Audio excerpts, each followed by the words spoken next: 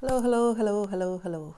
Right, there's a tree there, and I've got these brushes that I recommended you buy if you're on the landscape painting course, and I thought I'll make use of them. So I'll let you know why I love using these brushes so much. They're the burgundy brush set, and this is the tree local to me here. It's actually, I've just kind of zoomed in. You can't see that there now very well, but I'll put it on the Facebook group anyway. You know the tree. That's Maisie in the background. She's needing a good walk again. I mean, she's had a walk, but I think she'll need another one. I shouldn't even say the word. Anyway, so what my plan is now is to just do something quickly, hopefully not cause an earthquake. Do something quickly to describe the trunk of the tree and the green grass in the foreground.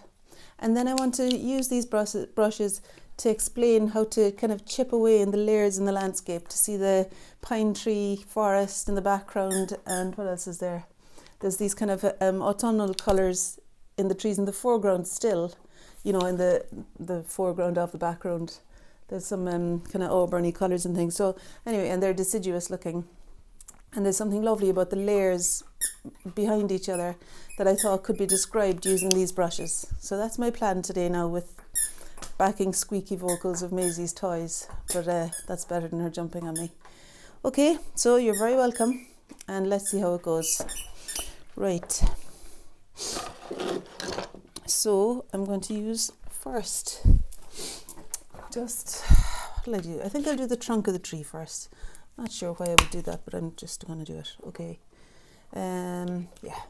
And as I say, on the landscape Facebook group, I'll post this picture, so you'll be able to see it as you're watching the video, if it helps. Now, I've just put on Van Dyke Brown there, directly acrylic. My goodness, I can't open my... Oh, ultramarine blue, there it is. Van Dyke Brown, ultramarine blue. Maybe, as usual, a little bit much. So what I'll do is I'll lift off and put it on the takeaway palette. Right. So those two together should give me something. You know, if I stand here, I'm not really in your way, am I? Just to be sure, I'll put you there. Okay.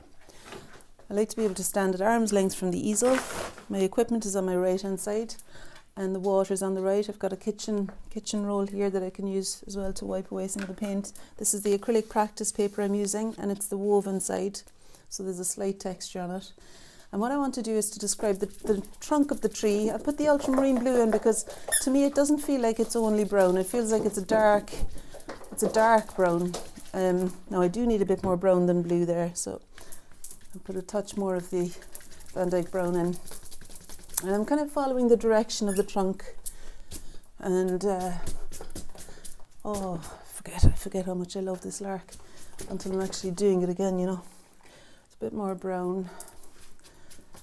And there's a lovely thing about overshooting, letting things overshoot so that you can then rein it in after. It's okay. You can, you know, I would err on the side of making things bigger rather than smaller. And it's the whole wild goose thing. You can make a wild goose tame. Can't make a tame goose wild. So begin with this area of free abandon, while considering still, you know, you're still being attentive to what's here, but there's a kind of a loose, responsive quality to the mark making that's fearless, really. So to begin kind of nailing your colours to the mast in a way by not pandering to any fearful thoughts as best you can. Of course, this is something that I've been kind of years training myself out of following that fearful voice in painting. I don't always manage it in life, but in painting I seem to be able to tune out that critical thinking. Or that thinking voice in general, most of the time. I better not tempt fate, for goodness sake. I don't know if it's me doing anything, but as soon as you begin to move, you know, your body will kind of feel confident and just open chest, and that aliveness that comes through just using colour and responding to this beautiful tree. Even although it's on a screen, it's a photo, it's still a beautiful tree, and I know it. I remember being with that tree. Okay, and even if you don't remember actually being with it, you know there will be a response to whatever stimulus you've got. Right, so there we are. Right, I've just found and lost the shape of the tree there. What am I doing now? I want to put in some green. I think sap green is pretty close to that spring green, but maybe it needs a touch of yellow. So this is lemon yellow, sap green mixed together. And yeah, I'm just gonna lob that on. See if they end up making the colour. I hope they will. Yeah, it's close enough. I mean, I'm looking at the colour I'm aiming for as I'm making it here, and considering too where I want the green to be in relation to the tree. And again, I'm lifting off the excess. Don't want it to be too... It's nice and yellow over here though, and the yellow extends into the background a little bit on that side. Actually, I'm taking it further across than really it is. So there'll be some adjustments to make to that, but I kind of like it for now. Okay, my massive brush has given up the ghost. Look what happened there. So it's like an open book. So I'm not able to use that really. I might use that for bigger bits normally. But this is a swift demonstration. I've got soup to make. Look what I did to my foot.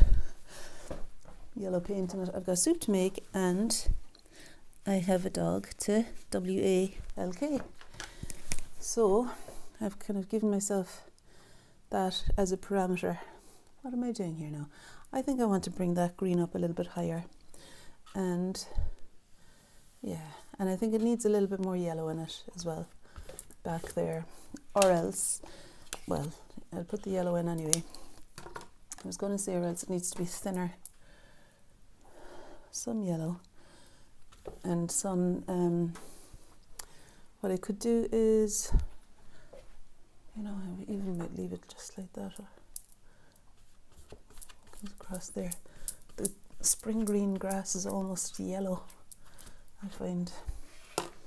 And when you spread yellow out, it becomes more transparent.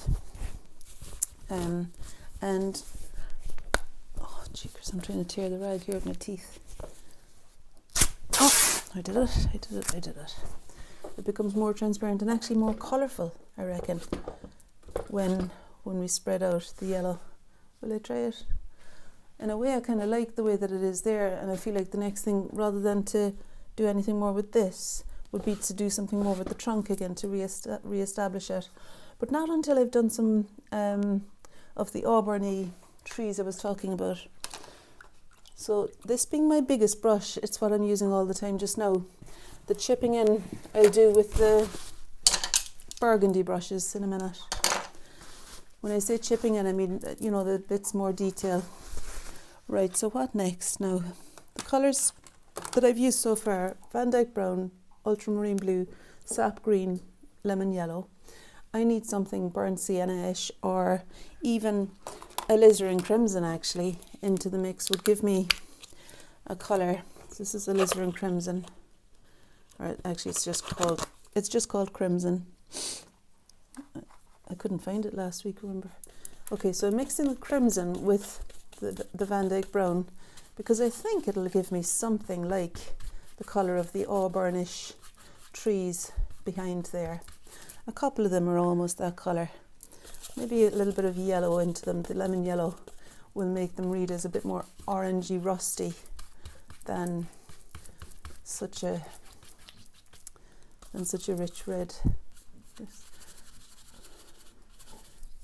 And the white paper coming through is what I'm after there.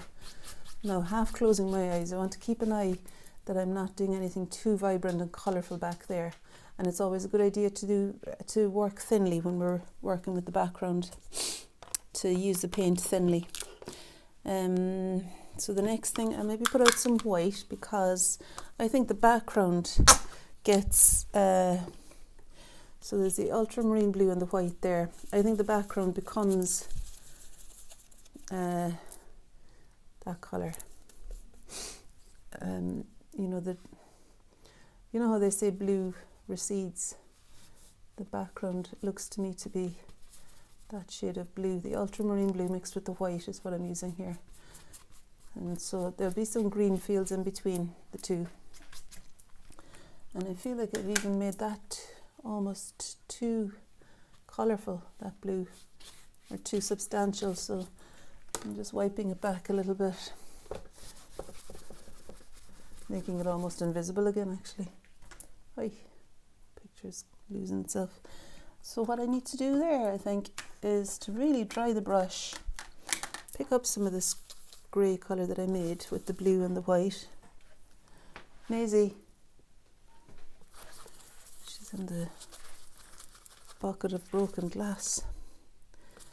So picking up the ultramarine blue and the titanium white.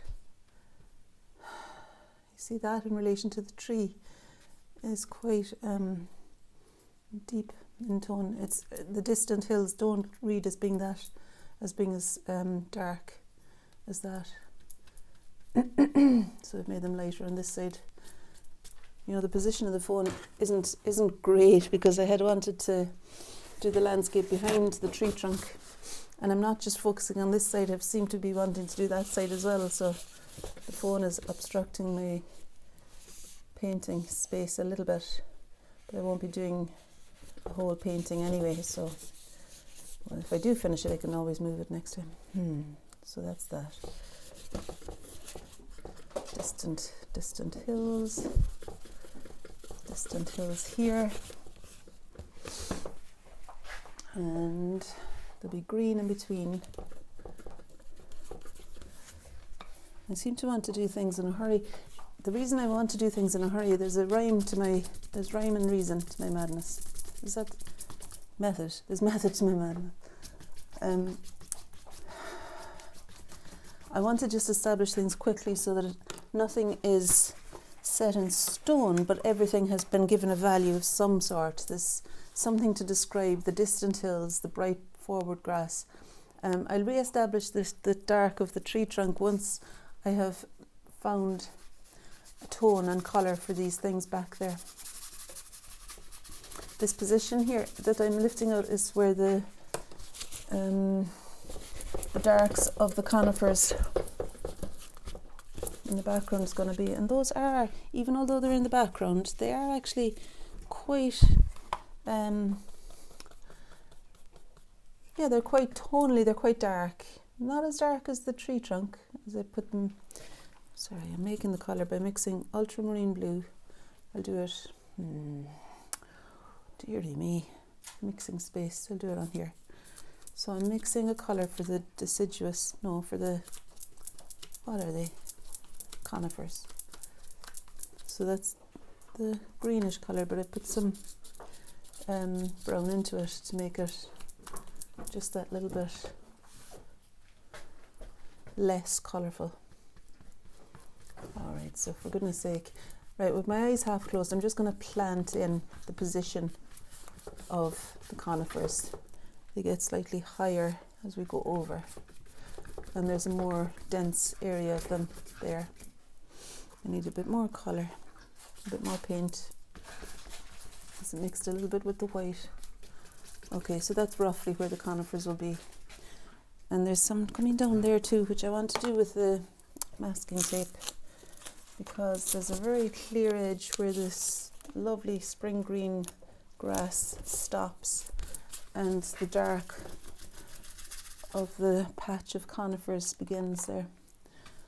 It was a bit too blue, so I put in some sap green into it just to find where the dark green, browny green trees meets the field. There's another bit over here. What's over there now? Yeah, that's conifer there too. Okay, a little patch of conifer there as well. And then there's some more subdued green,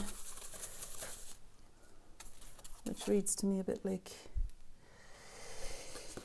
this colour in my hand. And I'm going to use the masking tape again in order to establish the edge of the distant trees Yeah, so the distant trees are that blue and white mix, and coming up to meet them there's a field of more muted green. It's more muted again than this. It needs to have more white in it. So I either print it off to make it whiter. Yeah, I think I'll do that. Printing it off to make it whiter, and it'll be across here as well, although it's a different colour and it's slightly higher. So I'll lift the tape up a little bit, and the difference in colour is that it's bluer and whiter. So it's a very light colour altogether that's there, and it's disturbed by the conifers breaking into it, if you get me. Stand back. Okay. Oh, some red arrived on its own there somehow. And while I've got that, would I use that? No. I was going to say while I've got the red on it, I'll use it, but actually it needs to be more yellowish. There are some trees that are kind of muddy yellow down here, meeting the grass again with a fairly straight line, but I can do it with the brush this time. Don't always have to use the masking tape idea. I will use the masking tape for the next bit though, because there's a lovely lush yellow-green line just at the bottom of the conifers. Yellow-green, did I say? I did. Yellow-green is what I'm seeing there. Not far off the colour of the field in the foreground, but it's a touch more, I think, yellow, and kind of has a slight grey bent to it. Yellow-grey. So I think I'll put a touch of white in there, just to take the colour out of it a little bit. We went to an actual restaurant with friends tonight. Imagine that. We had a pizza. Okay, so there's that colour. That's what I'm seeing. That feels good. And the one up there feels a little bit closer to that than I've got it. Maybe not quite as bright, but still some red there. Okay, now just to give myself a breath of fresh air, I'm going to do something with this. Yeah, so do you see how you can lift off? I love doing that. I love getting some texture into things after the event. I'm going to stand back now and see. Yeah. Okay, now. Right, so before going any further back here, what I'm going to do is establish the dark of the tree a little bit more clearly. And just for the sake of it, I'm going to use my burgundy brush. I love these because they've got a bright, bouncy quality to them. They're not,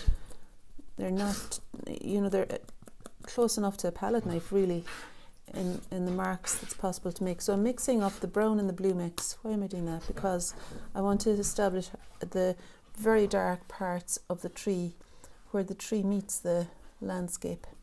So I'm going to use the straight edge of the side of the brush here to find the clarity of that dark. Now you don't really want the darks to be that thick.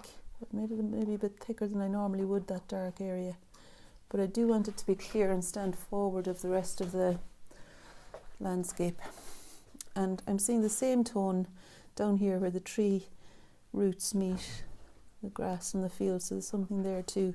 And even as well on this side, I'm holding the brush lightly, almost parallel to the page, to just place the colour on, finding the edge of it clearly with the edge of the brush here, and then pulling back to create the shape I'm seeing. So there's usually one edge that I want to establish clearly, and the rest I let it be free. So it's the edge out. It's the edge out here that I'm aiming to capture, and then I pull it back and just trust that where it lifts will be fine. And I do feel like that's too thick here, so I'm just going to print off some of that. That's okay. I printed off some of the dark, and it gave it a bit of texture. It gave it a bit of texture too, which is no bad thing for a tree. A tree has a good bit of texture, doesn't it? Maisie brings a bit of texture to her leaves. You can hear her bounding around there. Now,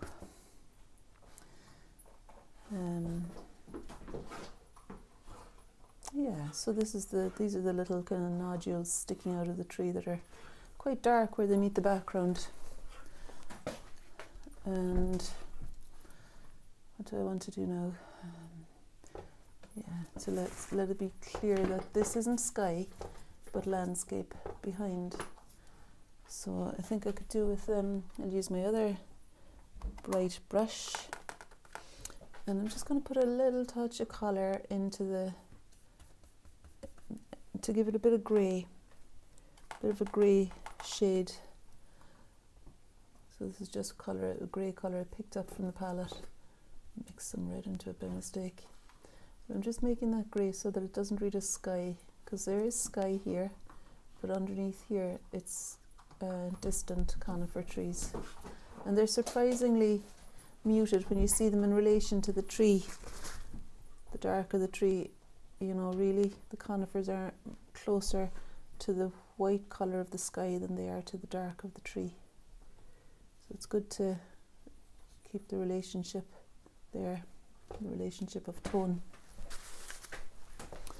Okay, now I let my brush that had the dark colour on it go into the sky, which has lots of still wet white paint. So I'm creating a channel. With the damp brush I'm lifting off a channel of clear paper because I want to establish the branch sticking out there and make it a bit darker. There we are. Oh dear, is it still too grey? No, I think it's okay. So when it's dry, if I want it to be darker, I can always make it darker. Okay, so there we have that. And this branch here is quite dark as well. It's the relationship between the darks in the foreground and the darks of the conifers that I'm interested. Maisie, stop it. That I'm interested in finding the relationship between the dark branch in the foreground. Yeah, the tree kind of extends a little further over here too.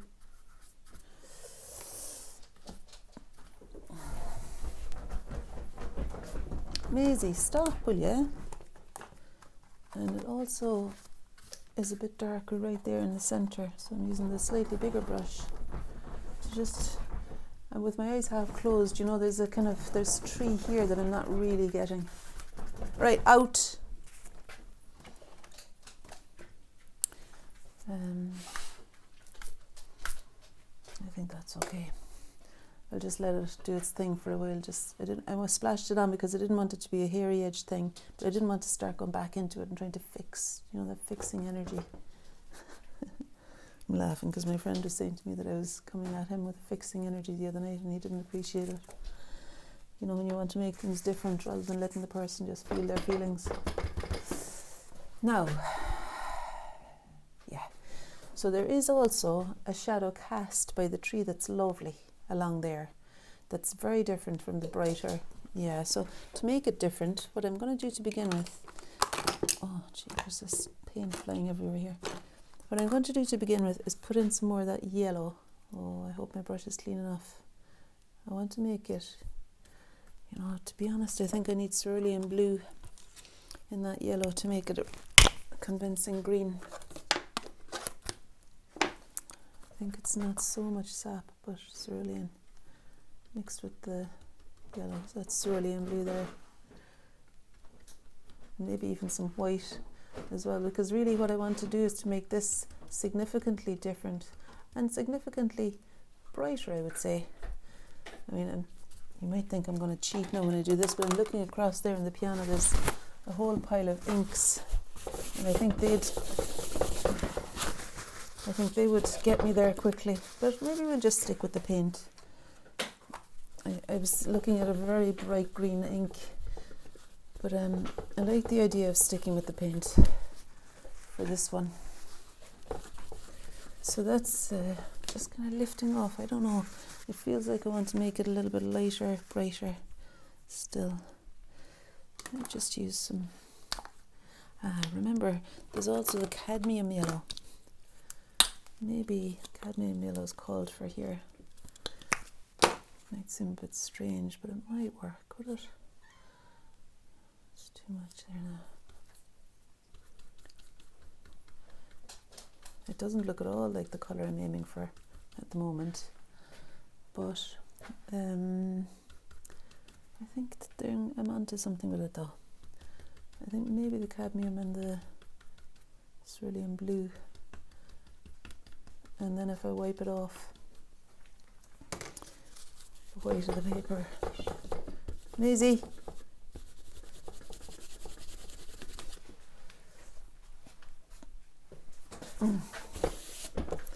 So what I was looking at there was this green that I thought might help me. I think it might help me for the bit that's in the shadow actually, maybe. This is acrylic fluorescent green, is it? What is it? Yeah, fluorescent green, yeah. So it might work for the bit that's in shadow. I mean, it actually disappears when I brush it, so I'm just touching it with my fingers to keep the vividness of it as best I can. And it's giving me a feeling for the shadow that's cast by the tree somehow. Alright, now I'm just going to bridge that gap, and then I'll do the thing that I started out this video for, which was to explain how these brushes are a real gift when you're doing layers of landscape. Right, so eyes half closed. So I've got the reddish tree and there's a darker tree. That's what I'm wanting to do. With my eyes half closed, now it's quite dark as it comes down there. As it meets the rich spring green grass. Green, green grass of home. Right. Okay.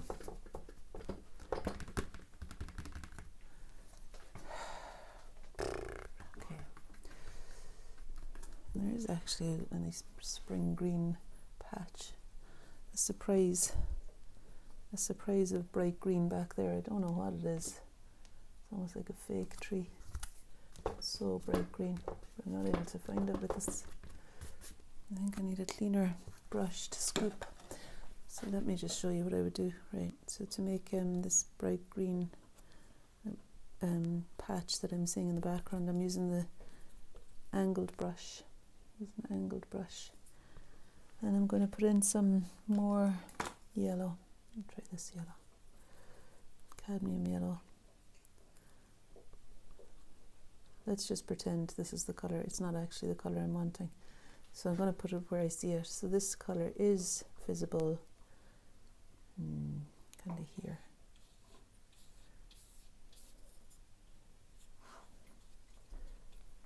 Okay. Yeah, so why do I like these brushes? Because they allow you to just place a colour on fairly clearly, sometimes in one fell swoop. Yeah, I really need to make myself a nice clean spring green. A fair few tongue twisters today. So I'm using lemon yellow, cleanest water I can find, and the cerulean blue, and I'm going to make a blue green. No, I'm going to make a yellow green. That's a nice bright green there now. I think that's closer to what I'm after. And that's going to describe the spaces between the conifer trees, the triangles.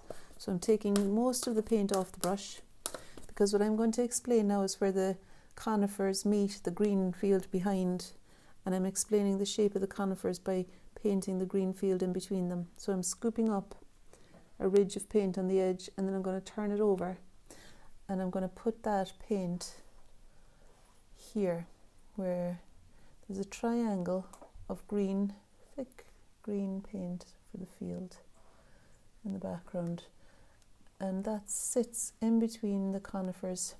I don't like having a ridge right where the conifers are meeting the field though, so I lifted off the excess paint along the edge there. Now as I stand back, let me see, am I happy?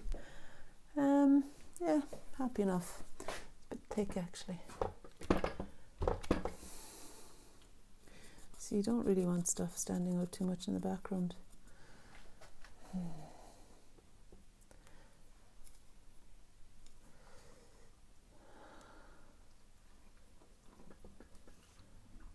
And I'm just trying to get the character of the conifers, so that some of them are thinner, some of them are closer together. I'm looking at the shape of the space between the trees back here, and then capping that colour so that the field stops.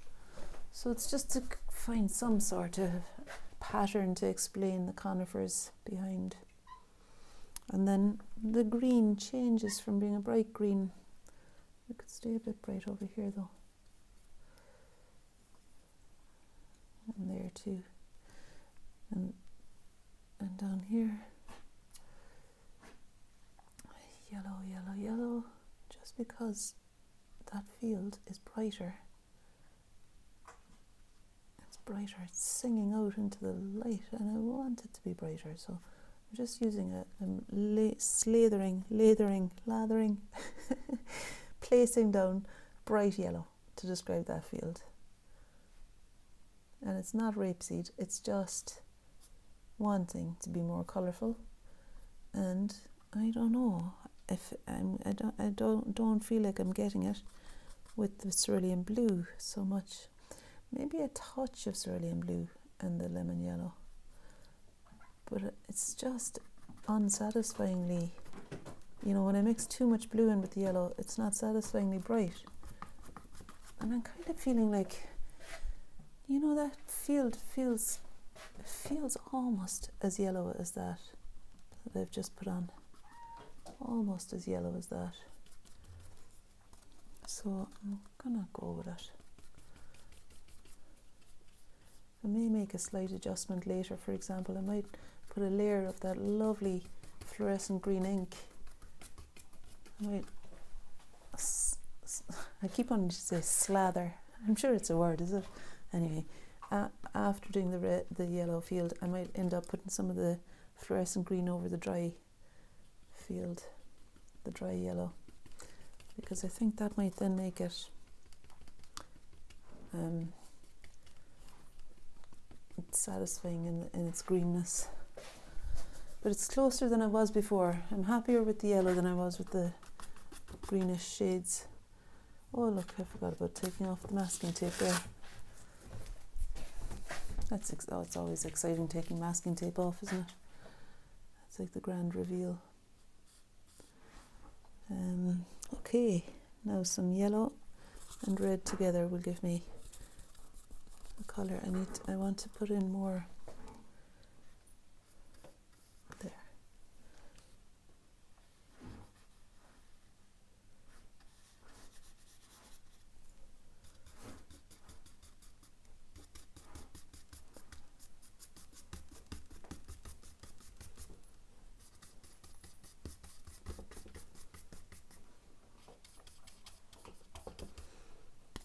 This rusty colour.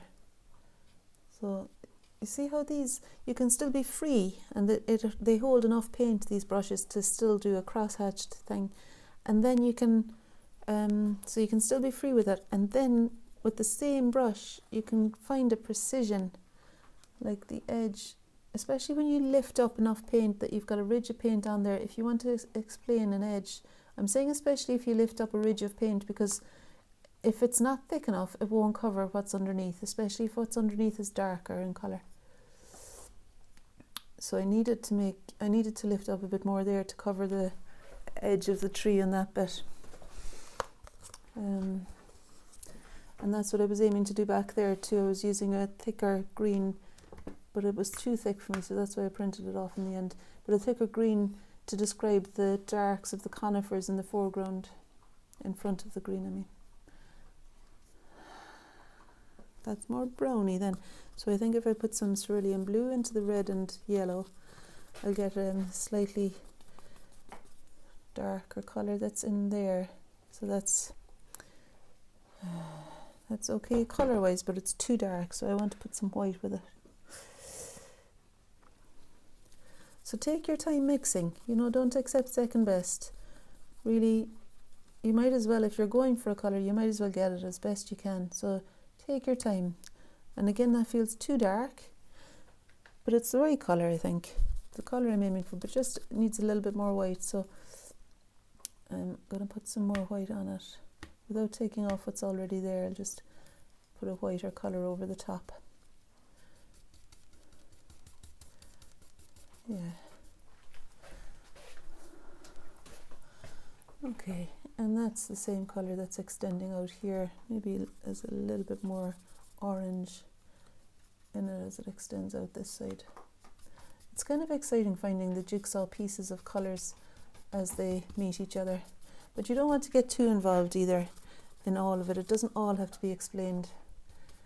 Just do your best to keep the energy alive, moving along. Yeah. Okay, and just I'm going to bring you a little bit closer, and what I'm going to do for the final few moves, I was going to say I'd get clean water. Is there any water around here? Well, yeah, I'm just going to run into the kitchen and get some clean water.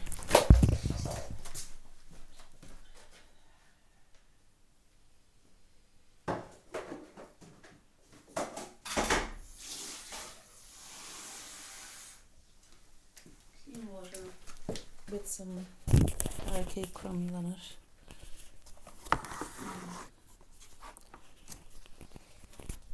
Okay, and I'm going to bring you closer, because what I'm going to do is I'm going to explain using how you might use the brushes to find a clear shape like the sky that's in between these two major branches there.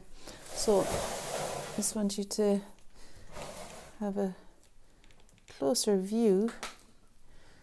And I've got my clean water. Sorry about that, kicking the bag out of the way. I've got my clean water, and I've got a brush that's I've selected for its size, because the size of the shape I'm making is about the width of that, I think, at its biggest spot.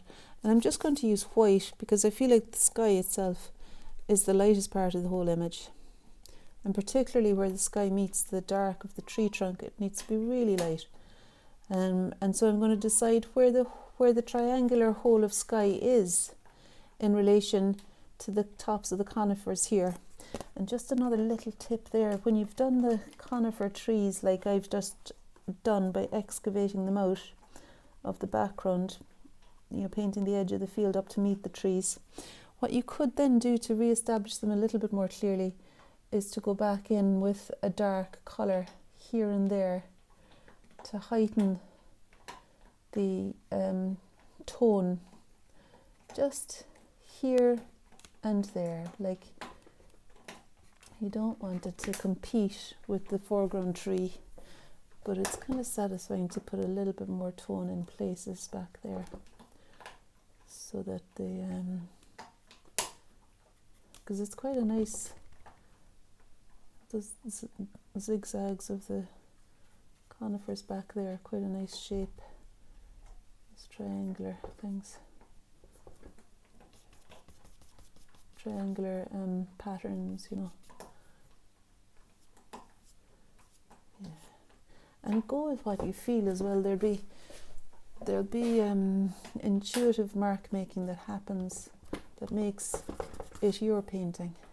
So go with, like, I felt like I wanted to extend it up that way. I'll just show you what I did there. It felt like a kind of an intuitive thing. So I made a darkish colour, dark green, and then I wanted to pull up the colour there, so I made it quite dark, and then to stop it so that the tree had the triangular thing again, and there's a gap.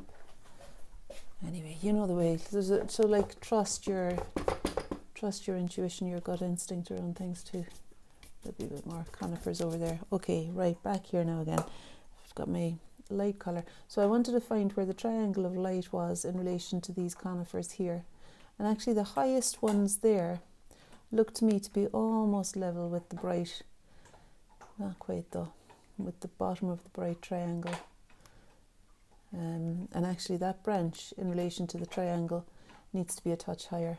I'm going to do that. I'm going to make that branch a touch higher right now by painting the sky up to meet the bottom of it. I think it should be about there. And it'll come up a bit higher too. So I just do the bright sky above it, and later on I can paint in there a bit darker. I say later on, I feel like I want to do that right now. So I'm going to put some dark colour on the brush. So it's, when I say dark colour, it's usually a mix of ultramarine blue and Van Dyke brown. That's what I've got in the brush here.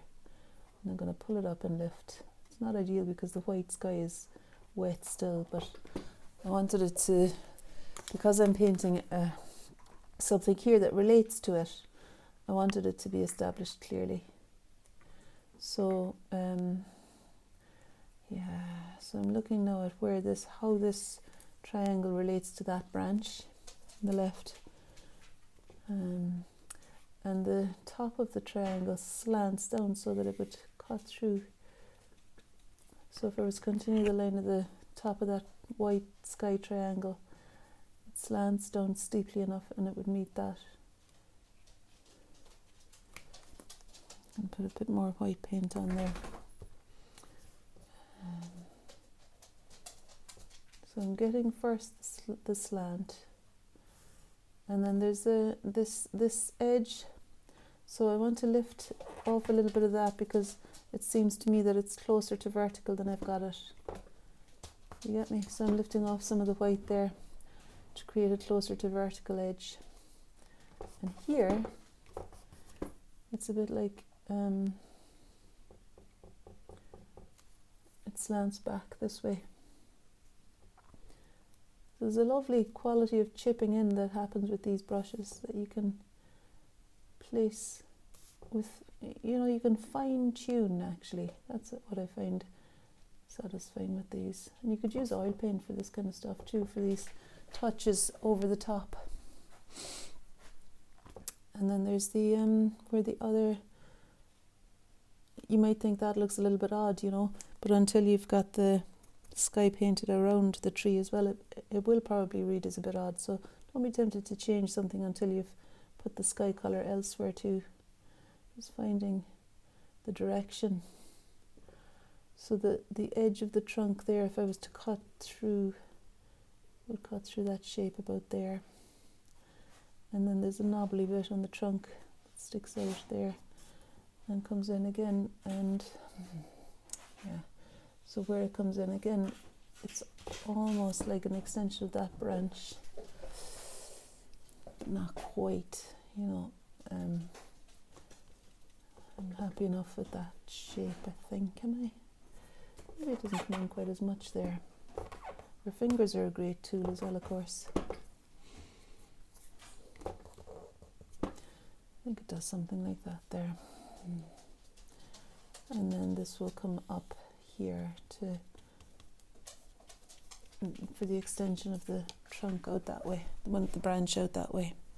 But there's a satisfaction in losing and finding and losing and finding, and even maybe leaving some of the evidence of the finding underneath. And that's a very satisfying thing to do sometimes, is to not obliterate all that wasn't, you know, to not obliterate your journey to the kind of so-called right mark. You want to have the evidence of the looking and the finding process.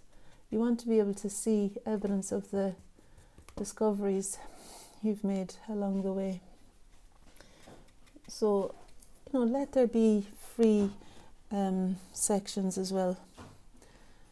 And then in here there'll be a little bit of blue. And to know that if you keep a radar up for the feeling that you're filling everything in, and I would resist that if you can, you know, to stand back. Like as soon as you feel, oh, I'm trying to colour it all in, stand back and do something different somewhere else. Like do something with a bigger brush, wild and free, somewhere different. So that you allow yourself breathing space to discover that maybe you have already said enough for the tree. Maybe it's enough now and the whole thing can be left alone. Okay. Yeah. So there can be, like, I find with things like this that you can get there really quickly sometimes with an underpainting that's vigorous and free.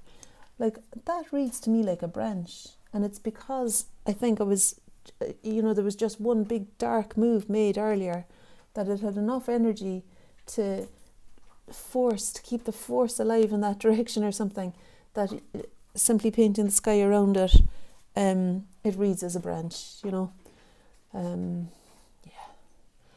And what was I going to do down there? I was thinking of putting the green ink over that, but maybe I'll just leave that for now. Yeah, as I stand back, guys, I think I'm going to leave it, in general, I'm going to leave it for now, because it wasn't the methodical approach I had anticipated making, but it is it's what this is intuitively what I felt like I wanted to do as I was working. And I think that's maybe, enough, like, and there are places where I have shown what I wanted to show about how you can chip in with these brushes, and find the sculptural quality of parts, and using the masking tape, of course, to bring down the darks, and using the brush, the burgundy brush, to pull up to the edge and lift so that the tree sits proud of the background. And here as well, you'll notice that it's quite light in here, really lighter, which it is in the trunk. But the edge, where the edge of the tree meets the background, it tends to be very much contrasting. And I'm happy with that. I wanted it to be contrasting. If you want to use oil paint, an ideal spot for the oil paint there now might be the bright grass and the bright sky, and possibly some touches in between, so that, because the surface of the acrylic tends to be a bit matte when it dries, the oil paint remains viscous, buttery, shiny, alive, and so that'll sing out from the matte surface beautifully. So those of you who are interested in the combination of the two, give it a go. I don't have the turps in here now. I'm not going to use the oil paint tonight, but maybe tomorrow I'll crack open the oil in the studio, or in a few days' time, and I may go back to revisit this again with oil paint. Yeah. So let you just see the full thing there. And here am I again. Hey, I'm right in front of it. So that's what I wanted to do this week, and it's actually ending up happening on Saturday night, which is just before our Zoom call tomorrow. But at least I've done something, I wanted to kind of do something live with you, and this week has been a little bit, there's been plenty going on, so I didn't actually get to do it until today. But I hope that's been informative, and I hope that you're getting on good with your trees. I've seen some beautiful trees, and of course you don't have to do trees. It's just this week they were the videos that came to me to share with you. And have a lovely rest of your evening. You may not see this till tomorrow, because I think it's already quite late. It's dark outside now. I'll still take Maisie out anyway. I'll put the soup on, take Maisie out, and go to bed then. There you are. You have a rundown of my evening. All the very best, everybody, and thanks for your attention. And feel free to speed up, and just watch whatever it is that feels right. Look at the mess here now. I might end up doing some background paper, painting some background paper with that colourful stuff, ready for the next painting. Okay, and there's, just before you go, Sharmies, I'll show you the planetary carry-on and the self-portrait behind. Okay. All right, sleep well tonight, and I'll see you guys tomorrow evening. Bye.